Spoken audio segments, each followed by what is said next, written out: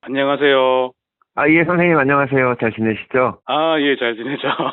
선생님, 오늘 인터뷰를 하면서 채널 구독자분들은 선생님을 뭐 많이들 알고 계시지만, 그래도 한 번 더 선생님에 대해서 간단하게 소개 말씀드리면 좋겠습니다. 아, 예, 저는, 미국에 있고요. 카이로프락터입니다. 기능의학을 위주로 진료를 하고 있고, 또 닥터조의 건강이야기 유튜브 채널을 운영하면서 예. 한국에 계신 분들하고 소통하고 있고, 또 네이버 카페 닥터조의 건강이야기에서 이 건강에 관한 관심사나 방향성이 같은 분들이랑 함께 커뮤니티 활동을 주로 하고 있습니다. 지금 선생님께서 또 베스트셀러 저자이시기도 하잖아요. 아, 예. 제가 2017년에 환자혁명이라는 책을 썼는데, 예. 이게 한 18만 권 정도가 판매가 되었는데, 아, 이 책의 내용은 미국에서 있는 기능의학 관점에서 본 그 질병들에 대한 2차 소견이라 그래야 되나? 그러니까 주로 만성질환을 바라보는 그 다른 시각들이 있거든요. 예, 예. 기능의학적인 관점에서 본 시각. 그러니까 그 책을 냈을 당시에 이제 국내 기능의학이 널리 알려지기 전이라 아, 그런 것들을 소개하는 차원에서 책을 썼던 거거든요. 아, 그러니까 책 제목이 환자혁명이라서 예. 일반인들을 대상으로 이제 쓴 책인데 예. 이 의사 선생님들도 많이 읽으셨어요. 물론 너무너무 싫어하는 의사들도 있었고 뭐 카이로프락터 주제에 감히 뭐 그런 인식 있는 분들 있잖아요. 예. 아, 근데 그거는 극히 일부고 저는 재미있게 읽었습니다. 저는 아주, 감사합니다. 아주 재미있고 아주 감동받으면서 읽었습니다. 사실은. 그래서, 감사합니다. 예, 예. 내가 예, 어쨌든 근데 뭐 싫어하는 분들은 극히 일부고 지금 근데 분위기 많이 바뀌었기 때문에 그렇죠. 뭐 그런 사람들은 지금은 쏙 들어갔고, 이 책을 읽고 진료 방향이 바뀐 선생님들도 실제로 계시고요. 기능의학적인 접근에 좀 이렇게 관심을 갖게 된 선생님들도 있고, 그렇죠. 예. 또, 무엇보다 이게 정보 전달 차원에서 쓴 책이다 보니까, 의학 논문을 우리가 이제 볼 때, 뭐, 절대 위험 감소라든가, 영양학적인 접근이나, 아니면 뭐, 역류성 식도염이나 뭐, 백신에 관한 내용도 이런 거, 모르던 거 많이 배웠다. 이렇게, 고맙다 하고 인정하고 좋아해 주신 선생님들도 많이 계세요. 아, 그럼요. 오늘도 인터뷰하면서 아마 그런 내용이 계속 나올 것 같은데, 제가 얼마 전에 유튜브 영상 하나 봤는데, 오늘 같이 얘기 나눌 내용이 아주 흥미로우면서도 동시에 아주 심각한 주제이기도 할 것 같습니다. 이 영상에서 아주 유명한 야구 선수가 나와요. 예, 은퇴하신 분인데, 저는 몰랐어요. 이분이 그런 병이 있는지 몰랐는데, 이분이 나쁜 콜레스테롤이라고 알려진 거, LDL 콜레스테롤이 아주 높아서 아주 오랜 기간 약을 먹었다. 이런 내용이 나와요, 영상에. 그런데 이제 의사들이 보통 나쁜 콜레스테롤 하잖아요. LDL 콜레스테롤 하면서. 예. LDL 콜레스테롤이 정확히 뭔지 모르시는 분들이 많으니까. 그래도 LDL 콜레스테롤이 대체 어떤 건지 한번 설명을 조금 부탁드릴게요. 예, 이 LDL이 이제 나쁜 콜레스테롤이다. HDL은 좋은 콜레스테롤이다. 뭐 흔히들 그렇게 알고 계시고 많이 들어보셨을 텐데. 예. 의사들도 환자분들한테 이제 간단하게 설명을 하다 보니까 그런 표현을 쓰기는 하는데, 예. 저는 이 표현은 이제 좀 사라져야 된다고 봅니다. 사라져야 이게 LDL은 나쁜 사라져야 된다. 아. LDL은 나쁜 콜레스테롤이 아니잖아요. 전혀 아니거든요. 그러니까 우리가 아니죠. 인슐린이 과하면은 살이 찌고 뭐 갑상선에 문제가 생기고 여성분들 난소낭종이나 뭐 유방에 혹 생기고 그러는데, 그렇다고 인슐린이 나쁜 호르몬은 아니잖아요. 그렇죠. 예, 아니면 뭐 포도당이 뭐 살찌고 당뇨의 주범이지만 포도당이 나쁜 영양소는 아닌 것처럼. 예. 그냥 단순하게 LDL은 나쁜 콜레스테롤이다. 이렇게 간단하게 말해버리면 어떤 문제가 생기냐면은, 이 LDL은 낮으면 낮을수록 좋다고 하는 너무 단순화된 인식이 생길 수가 있고요. 더 큰 문제는 지방 자체를 나쁘다고 인식을 해서 포화지방 섭취를 이제 꺼리는 경우들도 많잖아요. 환자분들 보시면. 그렇죠. 예. 달걀 노른자 안 먹으려고 그러고 고기 안 먹으려고 그러고 이제 그러다 보면 식습관 자체가 건강하지 못한 몸에 해로운 식사를 하게 된다는 거죠. 네. 그러니까 포화지방에 들어있는 게 LDL도 아닌데, 그러니까 LDL은 일단 지방이 아닙니다. 이게 저밀도 지단백이라고 하는 운반체예요. 그렇죠. 그러니까 우리가 음식을 통해서 이제 지방을 먹거나 아니면 몸에서 분해된 지방들을 혈관을 통해서 몸에 이제 필요한 곳까지 운송을 해야 되잖아요. 뇌가 됐든 뭐 장기가 됐든 근육이 됐든. 우리 혈관 내에 혈액은 전부 다 물이고, 이 지방은 물이랑 섞이지 않다 보니까 이게 그냥 혈액 속을 지방이 둥둥 떠다닐 수는 없거든요. 네. 그럼 fat embolism이라 그래서 이게 지방 색전이죠. 예. 이게 혈관을 막아서 죽잖아요. 그렇죠. 공기방울이든 뭐 지방이든 혈관에 이렇게 함부로 돌아다니면 안 되는 것들이거든요. 예. 그래서 안전하게 이 지방을 운반하는 게 지단백입니다. 그게 저밀도일 수도 있고 고밀도일 수도 있고 그냥 단순하게 지방을 그 안에 넣어서 운반하는 수송선. 먹은 지방을 포함해서 몸에서 분해된 지방, 또 뭐 오메가3 같은 지방산도 포함되고 또 지용성 비타민, 뭐 비타민 A, D, EK 같은 지용성 비타민 이런 것들 다 이 지단백을 타고 혈관 내를 이동을 하는 거거든요. 그렇죠. 예. 근데 LDL은 로우 덴시티, 그러니까 저밀도 지단백이고 HDL은 하이 덴시티, 그러니까 고밀도 지단백인데 이 LDL이 지방을 운송해서 필요한 곳에 뇌가 됐든 장기가 됐든 근육이 됐든 거기다가 이제 지방을 내려주고 나면 간으로 이제 다시 돌아가서 재흡수돼야 되잖아요. 예. 그러니까 지방을 다 내려놓고 돌아가니까 그 차가 비었을 거 아니에요. 운송하는 차량이. 그러니까 지방이 적게 들어있을 수밖에 없죠. 그러니까 상대적으로 단백질의 비율, 그 밀도가 높아 보이니까 우리가 고밀도 지단백이 되는 거거든요. HDL. 그렇죠. 그래서 뭐 LDL, HDL 말고도 뭐 카일로마이크론이나 VLDL이나 IDL 각기 다른 지단백들이 있는데 이게 실은 다 같은 지단백입니다. 그 상황에 따라서 얼마나 많은 지방을 담고 있냐에 따라서 명칭이 달라지는 거예요. 네, 맞습니다. 그 LDL이라는 네. 게 저는 환자분들이나 제가 강의를 할 때는 LDL 콜레스테롤을 우리가 택배 운송 트럭이라고 제가 설명을 하거든요. 그렇죠. 네. 정확한 표현이죠. 네, 고속도로에 막 우리가 운전을 하다 보면은 뭐 택배 트럭 같은 게 왔다 갔다 하지 않습니까? 그러면서 저는 저기 LDL 지나간다. 농담 삼아 얘기할 때도 있는데 네. 우리가 택배 트럭, 운송 트럭이 각 가정에 택배 같은 것들을 배송해주는 그런 역할을 하는 게 LDL인데 LDL 자체가 나쁜 콜레스테롤일 리가 없죠. 이게 없으면 뇌나 뭐 간에서 장기에서 너무나 중요한 것들을 배달해 주는 거기 때문에 이게 없으면 죽죠.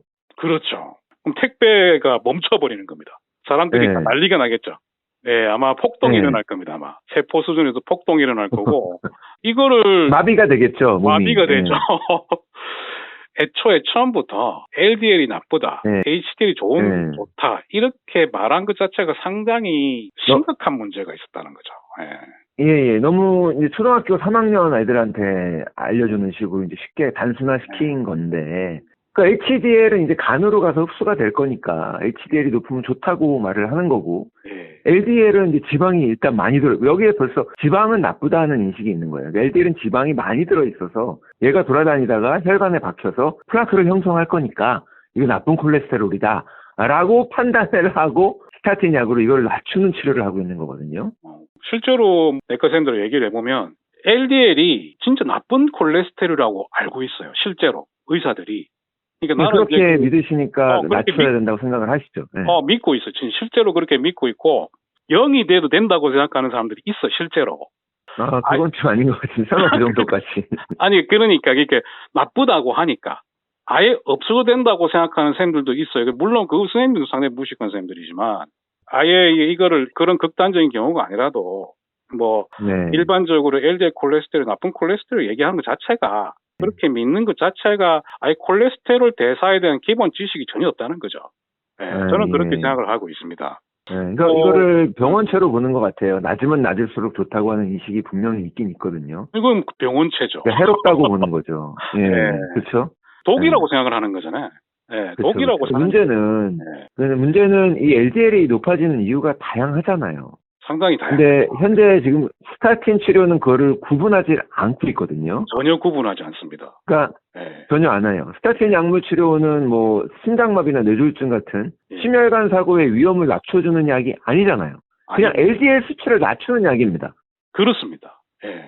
그리고 그게 유일한 작용이고 그 효과가 또 아주 좋아요.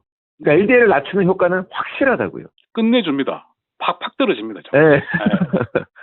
다만 LDL을 낮추면 심혈관 사고 위험이 줄어든다. 그렇게 기대를 하고 치료를 하고 있는 건데. 그렇죠. 그게 과연 맞냐? 정말 그러냐? 그게 요즘 논쟁거리가 되고 있는 거고. 그렇습니다. 그게 이 닥터스리 같이 이제 이상한 사람, 극소수의 괴짜만 주장하는 게 아니라 이게 사실 의학계의 되게 큰 화두거든요. 관심 없는 선생님들은 이것도 몰라요. 네. 이런 이야기들이 화두가 되고 있다는 것도 모르고 이제 미국 심장협회 그 회장조차도 예. 스타틴으로 무분별하게 LDL을 낮추는 치료는 이거 조금 재고해볼 필요가 있다라고 언급을 했어요. 그렇죠. 예. 네, 왜 그러냐면은 스타틴이 지금 40년 넘게 처방됐거든요. 과할 정도로. 그렇죠. 그래서 전체 인구의 LDL 콜레스테롤 수치는 역대급으로 낮아요. 역사상 그 어느 때보다 낮습니다. 하지만 심혈관 사고는 더 증가했어요. 다른 만성 질환과 함께 증가했죠. 네. 그리고 제가 말씀드리고 싶은 거는 이 LDL이 높아지면은 심혈관 사고 위험이 증가하는 거는 연관성은 있습니다. 있긴 있어요. 네. 그런데 이 LDL이 왜 높아지는지 그 상황을 봐야 되거든요. 그렇죠. 예. 그러니까 LDL이 지방을 운송하는 지단백이라 그랬잖아요. 그러니까 우리 몸에 이 지방의 수요가 많아지면 LDL이 증가하는 거예요. 간단하게. 네, 맞습니다. 아까 그 택배기사에 비유하셨는데 주문이 많으면은 증가한다고요. 네. 근데 이 지방의 수요가 높아지는 게 좋은 경우도 있고 나쁜 경우도 있어요. 그렇죠. 네. 근데 좋은 경우는 뭐냐? 그러니까 운동량이 높은 사람들, 그러니까 마라톤 선수들이나 올림픽 선수들이나 그 프로 운동 선수들, 그 영상에 나온 그 운동 선수분처럼 이 지방을 에너지로 활용하기 때문에 그런 사람들은 대부분 LDL이 높습니다. 예, 맞습니다. 그게 아니면 저탄고지 식단을 한다거나 간헐적 단식을 하거나 해서 뭐 지방을 또 운송할 일이 많은 경우에도 LDL이 증가해요. 이동시켜야 되니까. 심지어 다이어트를 해서 살이 막 빠지는 중에도 그 분해된 체지방을 이동하려고 하면 LDL이 높아질 수밖에 없어요. 그렇죠. 아까 지방은 그냥 혈관을 함부로 돌아다니면 안 된다고 했잖아요. 그러니까 LDL이 높아지는 수밖에 없는 다 이동을 해야 되니까.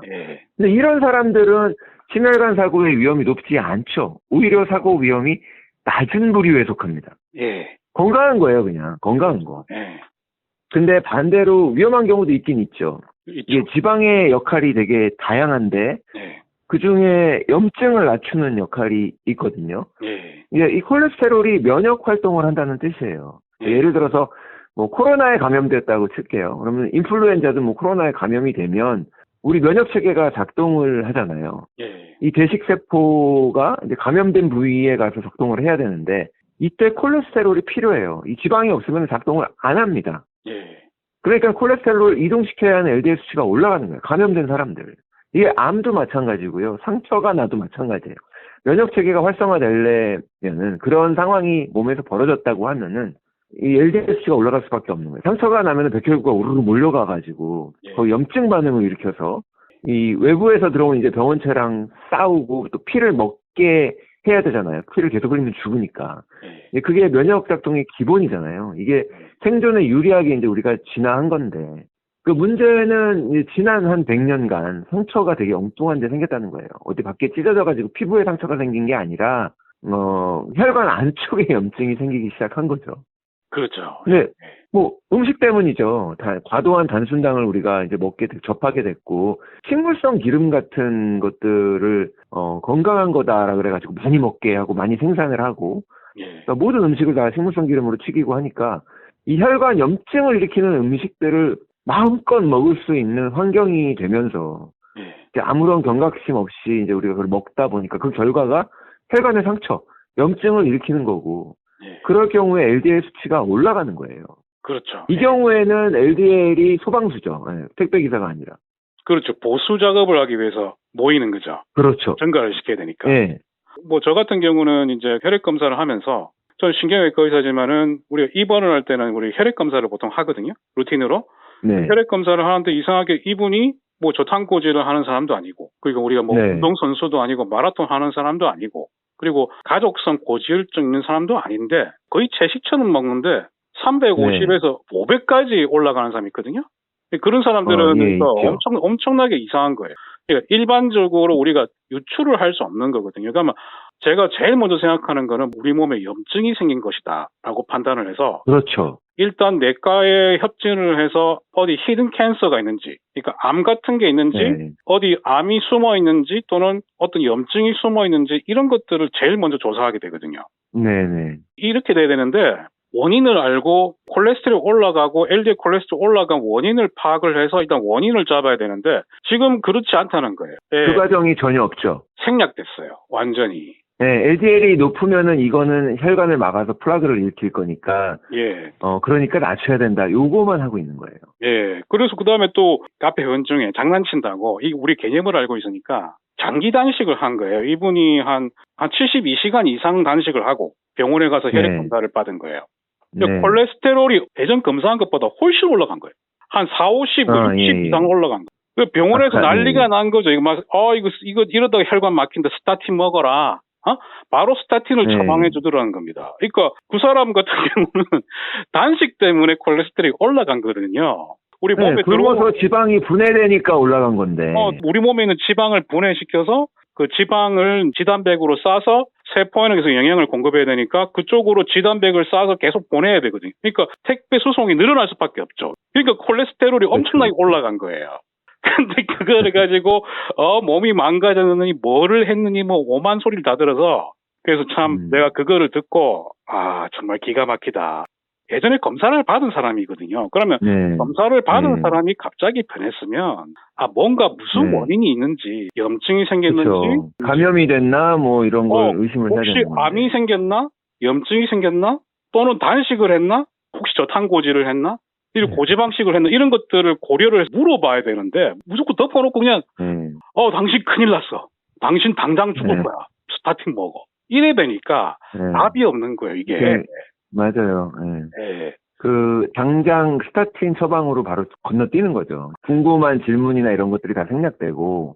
그러니까 환자분이 LDL 수치가 높으면 혈관에 염증이 높은가 보다 하고 의심을 할 수 있는 건데. 그렇죠. 예. 그래서 LDL이 높아서 심혈관 사고의 위험이 올라갈 수 있다라고 상관관계가 존재할 수 있는 건데. 그렇죠. 예. 그렇다고 해서 그 LDL을 낮추는 게 해결책은 아닌 거잖아요. LDL 때문이 아니니까. 다른 원인이 있는 그러니까. 거니까. 근데 그것만 낮추면 되는 건. 그것만 낮추고 있는 거죠. 그걸 치료라고 하고 있는 거예요. 그러면 원인 교정이 전혀 안 되는 거죠. LDL이 건강한 혈관에 가서 무분별하게 막 박히는 게 아니잖아요. 그렇죠. 근데 LDL만 낮추는 치료가 과연 맞냐? 이게 치료원이 아닌 거죠.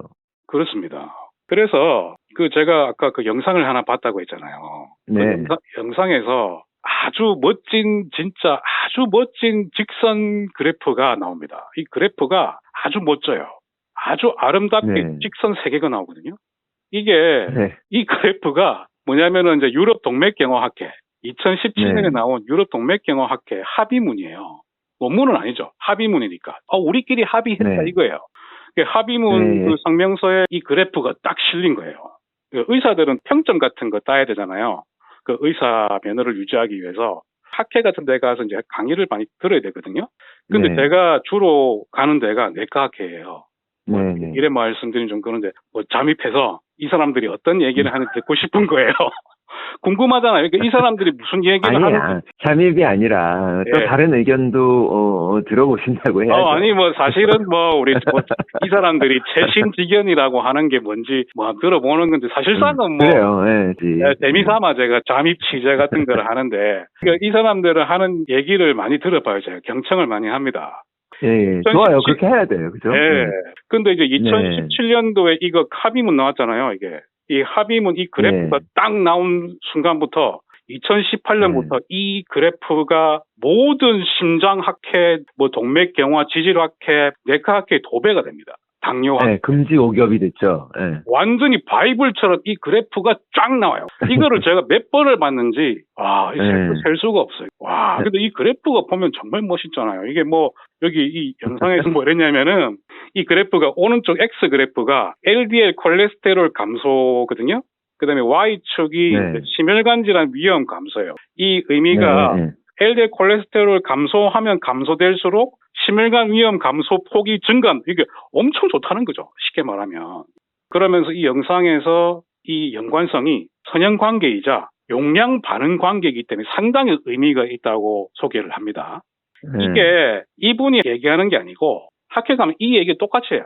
계속 똑같습니다. 이 교수들이 계속 용량 반응 관계가 있고 이거 엄청나게 의미가 있다 이런 식으로 이 합의문에 대해서 엄청 열변을 토해요.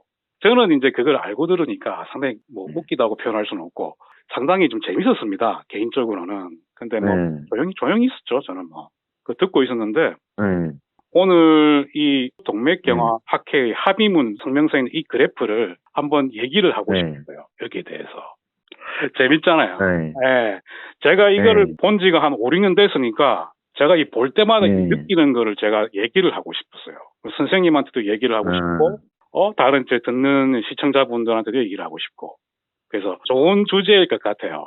그러니까 이게 저도 너무 많이 본 그래프라 별 감흥이 없긴 한데, 예. 그 유럽 동맥경화학회에서 아까 합의문으로 이렇게 채택이 된 게 그 닥터 브라이언 페런스라고 이분이 여러 번 기고한 그 아리클, 그 반복적으로 계속 등장하는 그래프였잖아요. 예. 그래서 나중에 이제 이게 먹힌 거예요. 그래가지고 예.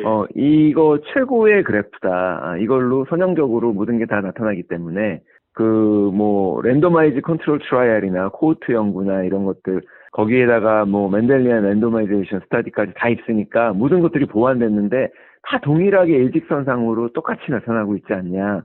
이거 그래서 콜레스테롤은 낮으면 낮을수록 그 관상 동맥 질환 상대 위험도 그 감소량 감소 폭이 커지는 거니까 그거를 증명하려고 이거를 쓰는 건데. 예. 제가 그러니까 이거를 이거를 보고 제일 처음에 봤을 때 제일 먼저 든 생각이 뭔 줄 아세요? 뭐냐면 옛날에 그 지질 심장 가설 만든 사람 안셀 키스의 6개국 연구가 딱 떠오른 거예요. 왜 그런지 알 것 같아요. 아주 아름다운 곡선 있잖아요. 아주 진짜 이게 뭐 이 지방 섭취가 증가할수록 심장 질환 사망률이 확 증가한다는 이 아름다운 곡선. 이 곡선만 보면은 와, 이 지방 먹으면 죽는 거네. 딱 이래 되거든요. 이것도 이 그래프도 마찬가지예요. 너무 아름다운 직선 그래프가 3개나 있어. 1개도 아니고 3개나 있어. 근데 이제 이 안셀 키스가 6개국 연구로서 이제 이 지방 심장 가설을 탄생을 시켰는데 실제로는 22개국 연구했단 말이에요. 이 22개국 연구를 보니까 이거 아무런 연관성이 없는 거예요. 그냥 딱 입맛에 맞는 것만 딱 골라서 체리피킹한 거예요. 이 체리피킹한 게 이 고의적 데이터 조작이거든요. 이거는 제가 봤을 때 이건 사기입니다. 사기. 저는 그렇게 생각해요. 이 안셀 키스는 사기꾼이에요. 사기꾼 과학자인데 이 아름다운 그래프가 딱 생각난 거예요. 제가 이게 학회에서 이거 보면서 얼마나 재밌었겠습니까? 이 그 합의문 성명서잖아요. 이 그래프가 나온 그 논문에 그 제일 아래쪽 한번 선생님도 한번 찾아보세요. 제일 밑에 내려가면 이해 충돌이 나옵니다. 이해관계 충돌. 이게 뭐 돈을 얼마나 받았나 이런 거잖아요. 이게 한 페이지로 안 넘어가요. 계속 스크롤 다운 해야 됩니다. 아마도 선생님이 이 이해충돌 관계 그 리스트를 쫙 보시면요. 아마도 선생님이 보신 논문 중에서 가장 긴 이해충돌 디스클로저가 될 겁니다. 진짜로 진짜 깁니다. 끝도 없이 한 2페이지 정도. 글자는 한 1000자 넘을 것 같아요. 그러니까 너무 길어가지고 와, 이런 것도 있나 해가지고 근데 봤는데 뭐 이해충돌 보면은 뭐 그 스타틴 회사들 있잖아요. 스타틴 제약회사, 뭐 암젠, 뭐 아스트라제네카, 뭐 화이자, 그다음에 일라이릴리, 뭐 MSD, 옛날에 머크 회사 이런 것도 나오고 그다음에 뜬금없이 그런 것도 나와요. 다논하고 유니레버가 나와. 유니레버. 이거 식품 가공기업도 나와요. 아니 의사들이 뭐 아니 그 스타틴 그 회사에서 뭐 제약회사 돈 받는다 치자. 근데 왜 갑자기 뜬금없이 식품 가공기업도 있는 거예요. 의사들이 왜 이런 합의문 성명서 쓰는 사람들이 왜 식품 가공기업 회사로 돈을 받아요? 그 이해충돌 이거를 내가 보니까 내가 일일이 다 세봤거든. 이게 50개 정도. 제약회사가 50개. 이 바이오 회사로부터 돈을 쫙 받은 거예요. 재밌는 게 또 뭐였냐면 이 50개 중에 최소 10개가 그 코로나19 백신 개발에 참여했거나 코로나19 백신을 팔고 있는 회사인 거예요. 최소 10개가. 뭐 제약회사가 하는 일이니까. 그러니까 이제 이게 참 공교롭다 이거죠. 이게 스타틴 회사, 뭐 코로나19 백신 회사, 제약회사들의 돈을 진짜 무더기로 받고 있는 이런 연구자 같지도 않은 연구자들이 모여가지고 합의문이라고 저끼리 합의문, 그 성명서라고 만든 이 그래프가 아주 웃기기 짝이었다는 거죠. 이게 유럽 이쪽이 상당히 좀 질이 안 좋거든요. 이쪽이 유럽 심장학회나 유럽 지질학회, 동맥지질학회가 상당히 질이 안 좋은데 우리나라하고 미국은 그래도 뭐 고위험군의 LDL 뭐 55까지 낮춰라 뭐 이렇게 하잖아요. 뭐 그런 얘기를 하거든요. 근데 55까지 낮추는 거 진짜 황당한 거긴 하지만, 근데 이 사람들은 55가 아니에요. 40까지 낮추라고 하거든요. 미친 거죠. 예.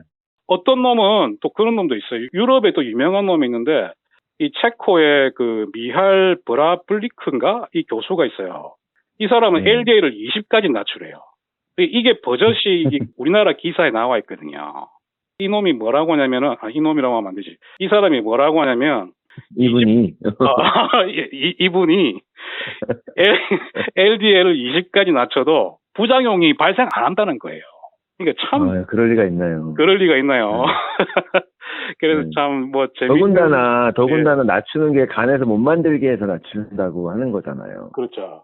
네, 그러면은 뭐 그 코큐텐 못 만드는 거 잘 알려져 있지만 그거 말고도 돌리콜이나 뭐 아이소펜테닐이나 이런 거 하나도 못 만들게 되는데 그런 것도 다 사라. 그러면 오히려 혈관에 플라크가 더 생기죠. 그렇죠. 플라크 더 생기죠.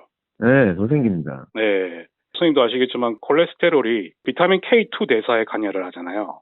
비타민 K2가 이제 콜레스테롤이 있어야, 물론 콜레스테롤이 하는 건 아니고 이제 콜레스테롤 거기서 차단되면은 아이소프레닐인가? 비타민 K2로 활성화시켜서 혈관이나 다른 조직에 칼슘이 침착되지 않도록 이 칼슘이 뼈로 가서 뼈에 침착될 수 있도록. 그러니까 우리가 이게 부족해지면 혈관의 석회화가 촉발된다는 거예요. 그러니까 이게 더 골다공증은 심해지고. 그렇죠. 실제로 이제 스타틴을 먹으면은 관상동맥 석회화가 더 유발된다는 그런 논문들이 많이 나오고 있거든요. 실제로. 그래서 이제 그런 것들이 많이 나오죠. 많이 나오고 있어요. 예. 제일 위에 그래프 있잖아요, 선생님. 제일 위에 그래프. 멘델 무작위 연구라고 하는, 뭐 들어보지도 못한, 듣도 보도 못한. 멘델리안 랜도마이제이션. 예. 이거는 최근에 생긴 거거든요, 상당히. 오래되지 않았어요. 예. 그래서 이제 이 멘델 무작위 연구에 대해서는 아마 뭐 의사분들도 잘 모를 거고 대부분 모르실 것 같아서 일단 좀 간단하게 설명을 드릴게요. 예. 그러니까 일반적으로 약물 치료의 효과를 확인하기 위해서 우리가 그 랜도마이즈 컨트롤 트라이얼을 진행한단 말이에요. 예. 두 그룹으로 나눠서 한쪽은 약물을 복용시키고 다른 한쪽은 뭐 가짜 의약 주고 두 그룹 간에 이제 어떤 차이가 있는지 뭐 이거를 보는 게 의학 연구, 약물 연구의 기본 중에 기본이잖아요. 예.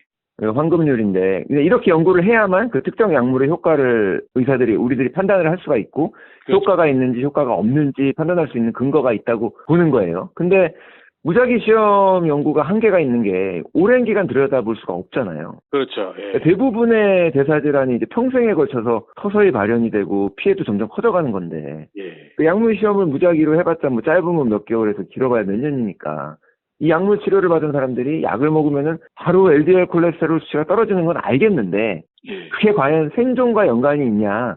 관상동맥 사고, 뭐 심장마비를 뇌졸중을 예방하는 효과가 있냐? 충분한 차이를 들여다볼 수 없다는 거죠. 그래서 이제 거기다 추가하는 게 코호트 연구라고 이제 대규모 인구 집단을 오랫동안 관찰하는 연구를 또 하잖아요. 예, 그렇죠. 예. 근데 코호트 연구도 한계가 있는 게 어떤 사람들은 심장마비나 뇌졸중으로 사망을 했는데 그게 LDL만 높아서 그런 건지 이 LDL 높은 사람들이 인슐린 저항성도 심했고 당뇨도 많았고 비만인 경우도 많았는지 컨트롤이 안 되는 거예요. 관찰만 하는 거니까. 그래서 LDL이 아닌 다른 것들이 더 위험한 건지 이거 확정적으로 판단을 할 수 없다 보니까 그거를 또 보완하기 위해서 최근에 도입된 연구가 이 멘델리안 랜도마이제이션 스타디거든요. 그렇죠. 예. 네, 멘델 무작위 연구. 번역하면 멘델 무작위 연구. 이 번역도 사실은 의미도 없는 거긴 한데 그 제일 위에 있는 직선 그래프가 멘델 무작위 연구 그래프인데 이 그래프가 나온 이유도 아까 그 빨간색의 랜도마이즈 트라이얼 보면은 전혀 선형이 아니고 엉망진창이다 보니까 이거를 보완하려고 지금 코호트도 얹고 여기다가 멘델리안 랜도마이제이션 트라이얼도 얹은 거예요. 그렇죠. 봐봐 이제 직선이지 이렇게 하려고. 그렇습니다. 예. 그런데 문제는 이게 이제 유전자를 가지고 하는 거예요. 유전자는 태어날 때부터 무작위로 배정이 되니까.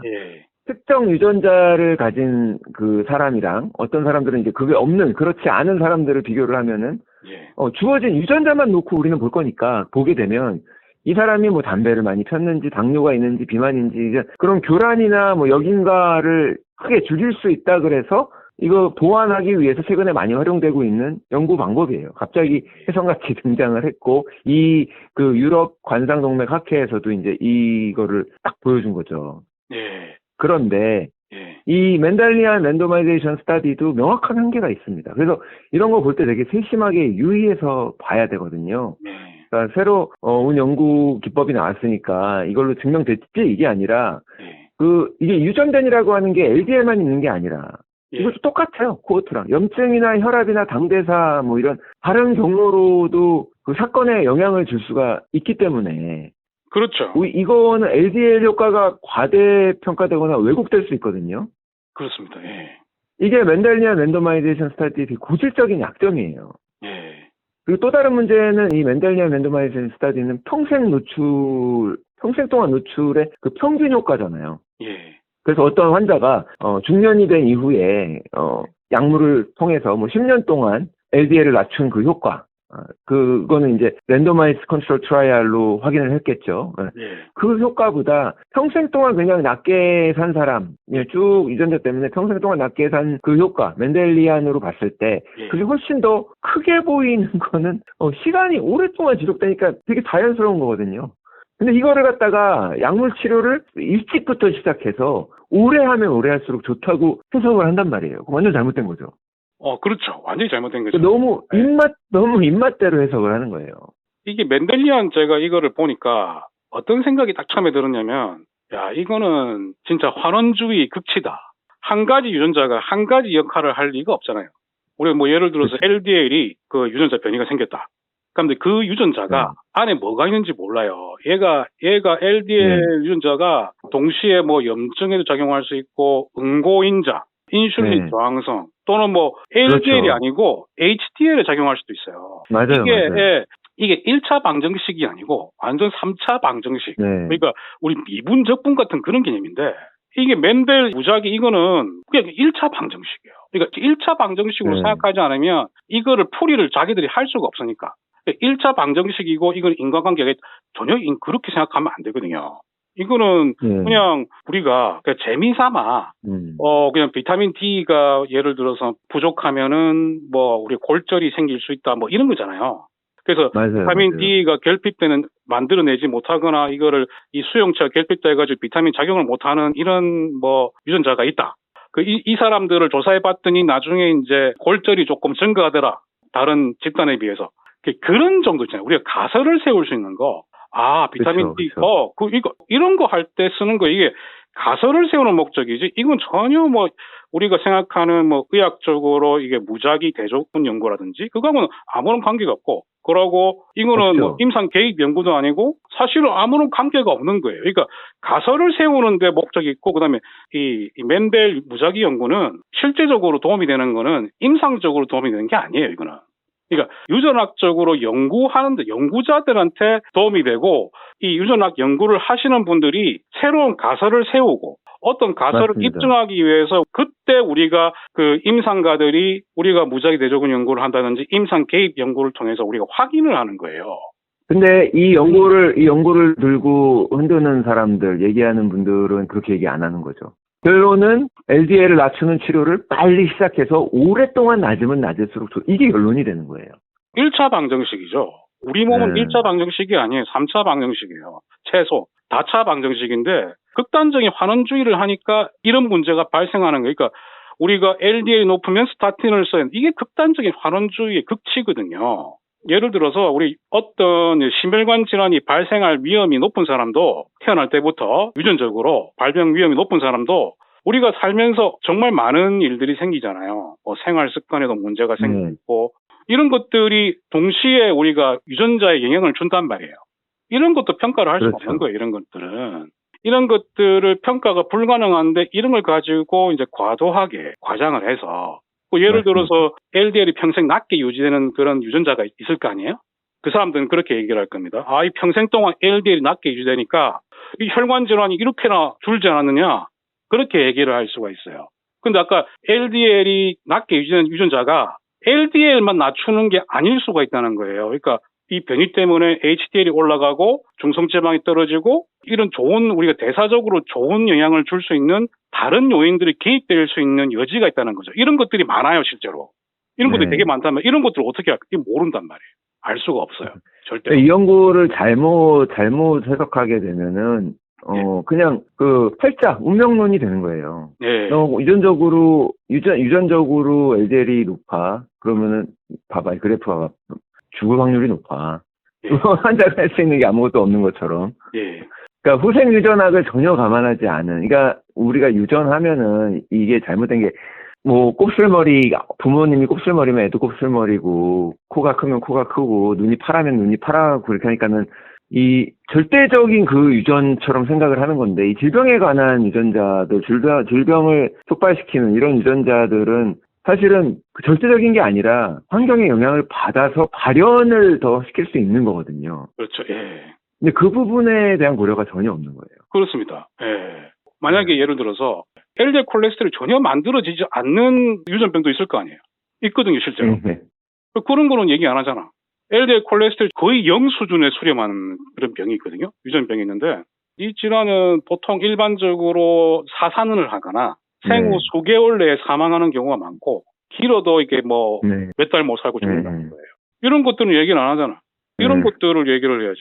자기들 생각에 긍정적인 것들만 체리피킹 해가지고 딱 골라 잡듯이 해가지고 그래프를 이렇게 예쁘게 만들 게 아니고 거기에 속하지 않는 것도 얘기를 할 수가 있어야 된다는 겁니다. 저거는 완전히 사기 그래프죠. 이 맨델 이거는 완전 사기 그래프예요. 이렇게 그래프를 만들면 안 돼요. 이 그래프를 만든 사람들은 의학자로서 과학자로서 일말의 자격도 없는 사람입니다. 이 사람은. 유럽 동맥경화학회가 원래 그래요. 예. 아까 그 보셨잖아요. 그 이해관계 충돌. 예. 자켓에서 나팔수 같은 그런 사람들이 저런 그래프를 만든 거예요. 예. 저는 그렇게 생각을 합니다. 예. 저도 동의를 해요. 예.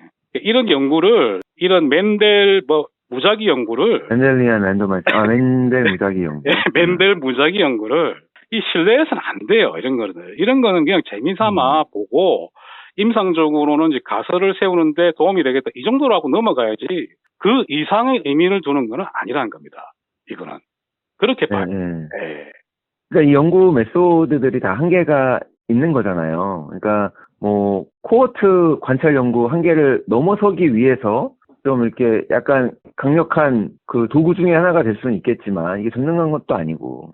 그러니까 이제 저는 모든 연구는 다 좋고 좋은 접근 방법이고 이것도 좋은 접근 방법이고 또 다른 과학 연구 툴로 활용할 수 있으니까 훌륭하다고 봐요. 하지만 그럼 훌륭한 연구는 그냥 연구일 뿐이에요. 예, 연구는 연구일 뿐이고 그 나쁜 연구는 사실 많지 않은데 근데 중요한 건 이제 그 연구가 드러내는 데이터들인데 해석을 잘못하면 안 그리고 된다. 어떻게 프레젠테이션하고 또 언론에서 어떻게 다루냐 이게 중요한 거예요. 그렇죠. 그게 키포인트입니다. 환자한테 정보를 주는 게 목적이라고 한다면 냉철하게 분석을 해서 확대 해석하지 않게 경계하도록 하는 게 마땅한데 맞습니다. 오히려 확대 해석을 조장하고 있죠. 그렇습니다.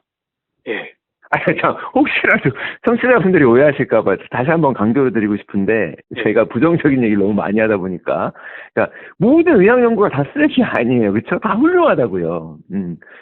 다만 어떻게 분석을 하고 어떤 한계가 있고 또 객관적인 시각으로 조금 냉철하게 바라보는 태도가 필요하다. 이런 거죠. 이 연구 봐봐 됐지? 이런 식의 태도로 들이미는 거 말고 이제 그건 좀 너무 유치하다는 거죠. 예. 이 연구를 가지고 우리가 그 의사들이 해석을 할 때 해석을 하고 이제 대중들한테 알릴 때 잘못된 해석을 알리면 안 된다는 거예요. 이 연구 자체는 상당히 훌륭한 연구지만 이거를 잘못 알렸을 때 심각한 오해의 소지가 있거든요. 이게 맨델 무작위 연구도 이게 학회에서 이렇게 딱 그래프 보여주면 사람들이 되게 막 반론을 제기할 것 같죠. 전혀 그렇지 않습니다. 전혀 그렇지 않죠. 예, 다 고개 끄덕거리고 다 교수님 말씀이 맞다고 다 그렇게 다 인정합니다. 네, 맞습니다. 왜냐면은 이거를 영향력 있는 교수님이나 그 연구비 많이 받는 그 의사들, 학회에서 스피커들이 그렇죠. 그 아리클을 쓰고 학회에서 발표하고 그러면은 의사들이 뭐 순진하니까 뭐 그대로 받아들이는 경우가 많죠. 의심할 이유가 없잖아요. 그렇죠. 이게 문제라는 그게 문제인 거예요. 예, 이게 문제라는 거죠.